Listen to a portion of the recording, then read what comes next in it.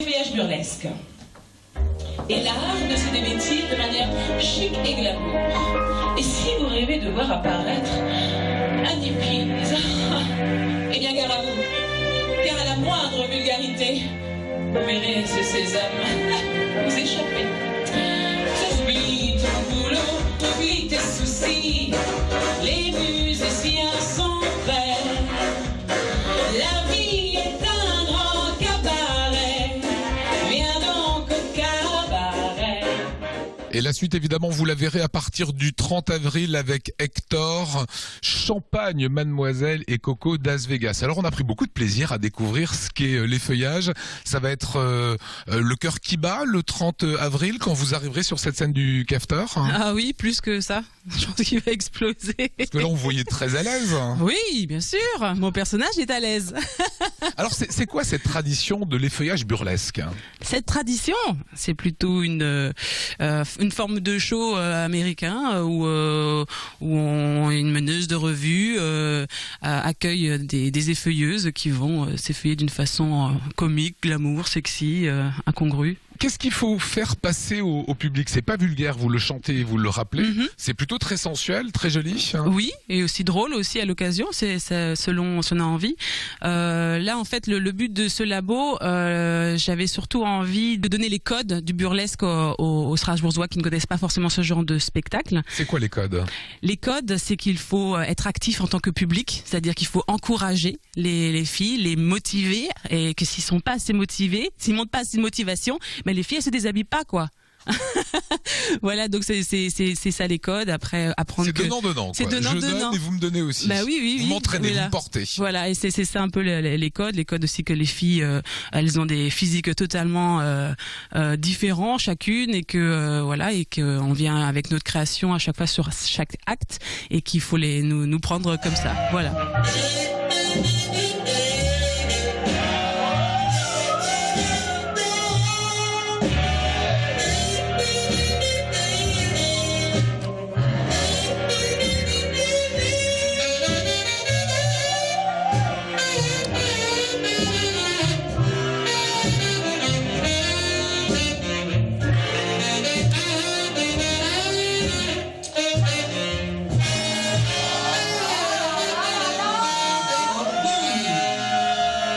Alors Coco, en vous voyant sur cette scène-là, j'avais l'impression de voir les pin-up des années 50.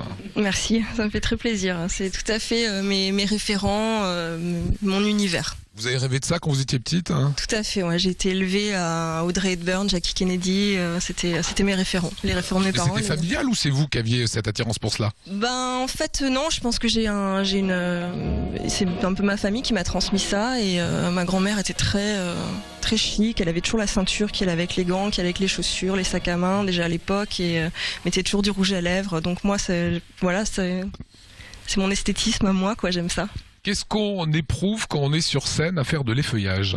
À chaque fois que je suis sur scène, j'ai pas envie d'y être, dans le sens où c'est horrible à dire, j'ai peur quoi. J'ai tout le temps peur en fait. Une fois que vous y êtes, vous n'avez pas envie de descendre non plus. Bah ça dépend de la réaction des gens. C'est ce qu'elle disait en fait, c'est que si je les sens motivés, s'ils crient, si je sens qu'ils aiment bien ce que je fais, alors du coup ça va me pousser dans mes retranchements, et après il y a toujours cette phase où on regrette d'être sorti de scène.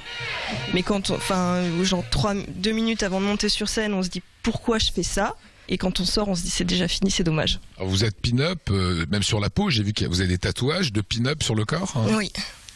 Voilà, c'est vraiment chevillé au corps, quoi. Exactement, ouais. Voilà. Et le rôle de celui-là, là en dessous, Hector? Alors, lui, il m'accompagne un peu partout. C'est un peu la mascotte, on va dire, ma propre mascotte en tout cas.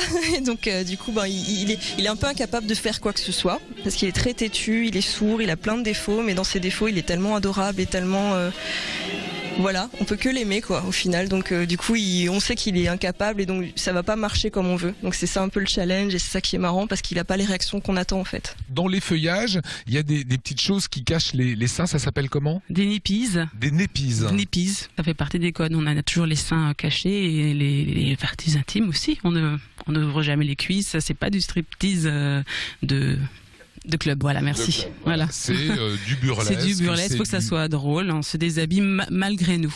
Et c'est c'est parce que le public crie, c'est pour ça. Eh ben écoutez, moi je vous propose de venir crier, encourager ces demoiselles. Champagne, mademoiselle, quel beau nom. Coco Das Vegas et les autres filles, ça va se passer sur cette scène du Cafeteur. Les informations s'inscrivent sur l'écran. Merci à vous, vous nous avez donné beaucoup de plaisir.